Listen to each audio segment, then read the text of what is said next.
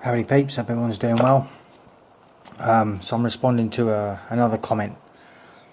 This is from the video NPD, BPD Know the Difference partial response video. Now this comment was from Ichrubbeldiekatz, and here's what he's got to say. As an old man, 47, you're not that old, bro. Don't do that. It's only because I'm not far behind. It doesn't matter, man. Age is just a number anyway. Let's carry on. With too much experience with bipolar 2 and borderline women, I can say one thing. Men, run as fast as you can. Those women are a waste of time and efforts, because even easy things become difficult in less than 1 second. Those women have a huge amount of orbiters in their backhand. Ain't that the truth? Ain't that the truth? But then, isn't that where the argument kind of kicks in? You know, the kind of little running joke that a lot of MGTOW circles have, whereas if 30% of women are on head meds, then that means 70% of them are running around undiagnosed, right? So, I suppose it is kind of one of those things really, because, I mean, maybe the problem does go a bit deeper. In my opinion, at least. I think for the most part we've got companies like Disney to blame for it. You know, that's why we've got all these women that seem to be running around with this princess syndrome going on, and there's nothing we can really do to help them. I guess it must be partially to do with parenting and, well, society as well. And I'm not blaming parents as such. I mean, I suppose I really couldn't blame a father for treating his daughter like a princess, but at the same time, I think you have to keep it real. But, I don't know, it's not really a place for me to comment, if I'm honest, but whatever, let's carry on. It does come down to the validation, doesn't it? All these women having all these orbiters in case, you know, in the situation where some women are in a relationship, and you know, it does come down to integrity as well, and their actual ability to be 100% independent. You know, I've seen that situation before. Women that go running around telling people that they're independent, meanwhile they're leaving one partner to monkey branch off onto the next. Apart from Tommy Lauren, it didn't work too well for her, and she's quite pissed off about that at the moment. But it is what it is. I guess her demands and her, air quotes, friends' demands are far above and beyond the expectations of what men can actually deliver. But I think, if truth be told, she got dumped, and she thought she had a good man in the bag, as so to speak, and he dumped her and left her, and so she got the hump and did that video. But that's kind of segueing off of this comment. To carry on, right in the moment I have an online friendship with a very attractive 24-year-old bipolar borderline woman. We spend more time together playing computer games, etc., than with all other people. She's by far the most mentally fucked up woman I've ever met in my life, and I've met a lot of them. She gets so much attention from other men, in brackets, which is the main reason for her behaviour, attention whore. Between 80 to 200 messages per day from 10 different men. I have to tell her almost every day that she has to mute her smartphone because of the notification sound. Every second a new message.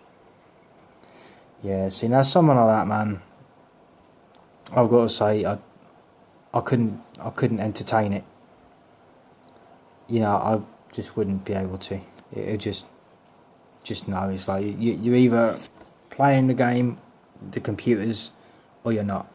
You know, it's like, but whatever. She twists every man's... I've lost myself there. She twists every man's head with a special way until they, men, in brackets, reveal their feelings, and then tells them that she's not interested. But she does these things not because she's a psychopath or a sociopath. For her it's just non-committal fun. But for all these men, it's not. Of course not. And this is it. And this is, in worst case scenarios, how we end up with situations like Elliot Rodgers. In worst case scenarios. And then the rest of us get tarred with the same brush. Even though all men are not like Elliot Rodgers, and you could argue for a level of sociopathy or perhaps even psychopathy going on there, but I'm not really addressing that one in this one. Those women are like icebergs. The 10% of their personality, in brackets, overly nice, respectful, lovely, etc., which appear on top of the surface are extremely attractive for men, but the 90% of their personality which are hidden below the surface are like hell. It's like walking on eggshells. Yeah, exactly. And who needs that? Who wants a life like that, walking on eggshells, and as soon as you sort of reveal your feelings because you think it's a thing that they want you to do, and then they're not interested. Funny that, isn't it? So again, those women can appear as very attractive in any way, but if you dig deeper, they are the opposite. With those women, you can easily have sex. If I would meet her in real life, we could have some intimacy at any time, as she told me several times. You can have fun like drinking, etc., but if you want more than that long-term relationship, that's almost impossible. You'll just be another man on her list. So men, run for your life if ever you meet a woman like this. I know it's very hard, but you are worth more than that. Don't waste yourself. On the other hand, the good thing about all the experiences with such women, I can no longer fall for it anymore. I'm some kind of immune, and I like that. Yeah. Now I do hear what you say with that, man. But it is difficult, because I think this is why so many guys end up going their own way and end up swearing off long-term relationships, marriage, kids, cohabitation. I mean, the legal system aside, there's been plenty of us that have been married and been through the divorce court, and I've said it before, I've been quite lucky in the aspect of I didn't lose financially. It cost me money, yeah, but it's not like I was in a situation of losing a house and the ability to see my kids as and when. And I think this is the one thing that women don't really take into consideration. And we see it time and time again. The majority of women on dating apps, they've got kids from different fathers. Sometimes the same, but other times it's different fathers, and that does kind of hold a certain stigma to it. It's not exactly taboo, and it is kind of difficult. And it's also talking of that kind of a scenario, like, let's talk about relationships with single mothers, for argument's sake. The guys have got so much to live up to. They, in so many ways, they have to hope that the kids are going to like them, because if the kids take a disliking to the sort of new partner, then that puts the woman in a very difficult position. Does this guy then become a friend with benefits, or will it be a case of teaching the kids to integrate? Because and again, that's without looking at the feelings and emotions from the guy. Like how, obviously from a guy's perspective, this is why a lot of guys tend to pump and dump single mums. That's why they do it. It's because it's like, well, they don't have long term in mind. It's just like, well, they've played the game for a little bit, taken them out, and all of that. So it is a difficult scenario, because you have I'll refer to them kind of guys as fuckboys more than anything.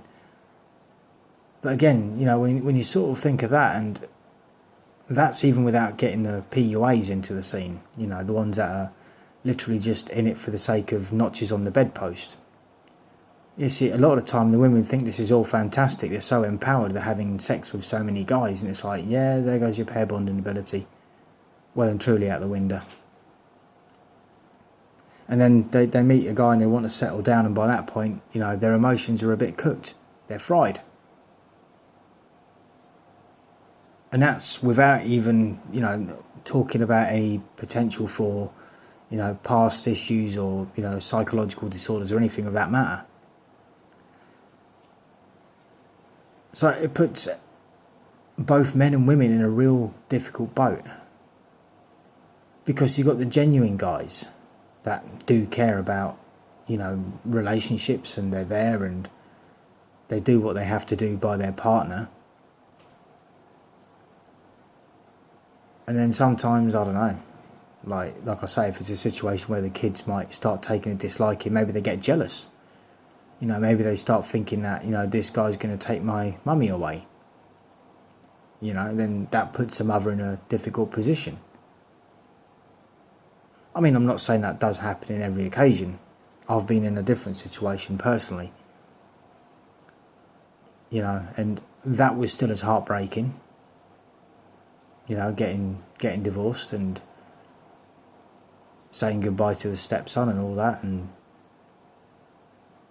I mean, sure, now he's grown up and, probably thinks I'm, well, I don't know, we stopped talking. Kind of is what it is, I suppose. Maybe he just grew up and moved on, I don't know. Maybe he heard my MGTOW videos and decided I was some kind of misogynist. But no, it's like, I've made some bad choices with women, if I'm honest. I've made some good, I've made good choices as well, but I think the bad ones are the ones that have done the most damage to me. And that's when you go off on a tangent, learning all about psychology, trying to figure out where the hell you went wrong. And then you start learning about personality disorders, right? But that's kind of going off into one. And again, with that, that's without even getting into the way society has gone now. Whereas you've got all this instant gratification from Snapchat, Tinder, Instagram, dating websites. I mean, even dating websites, I'm pretty sure that a lot of women aren't there to actually date. They're just there to get the likes and to make themselves feel better. Maybe some of them are even married and shit like that. That they're not in a marriage that they're willing to leave, probably because they've got something to gain from it in some cases, They want their cake and eat it, as the saying goes. They want the workhorse of a husband, who, the provider, and then they want to go on the dating sites and get rammed through by Chad and Tyrone as well.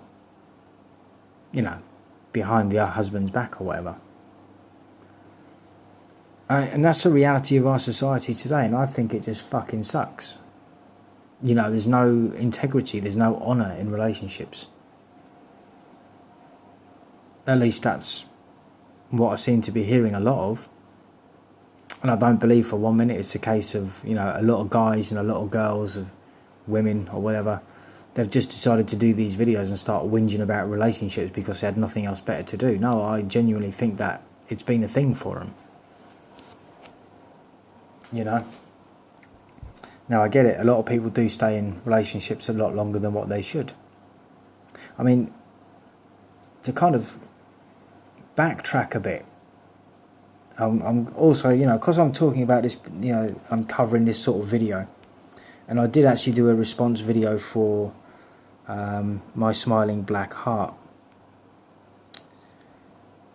So I'm just bringing the comment up now. I mean, I still can't help but think that they're just another troll. They're just trying to wind me up, because it seems that everything I've spoken about, they've gone and done literally the exact opposite. It's like I'll point out these behaviours and then, it's just, to me, it's just a massive troll, to be fair. I mean, I'm not triggered by it in the slightest. It's like, no, it's in one aspect, it's like, well, if I can sort of point things out, and I'm not doing it from the perspective of I'm trying to upset this person, my smiling black heart. I'm not trying to piss them off or upset them by pointing things out, because it's not, I don't consider it to be a personal thing to them, because as far as I'm aware, I don't know them. So it's just some random that's come across these videos and has now decided to troll me a little bit, you know. Again, I'm no stranger to it, and I've dealt with trolls in the exact same way in the past, you know. It's like, because that's how I am.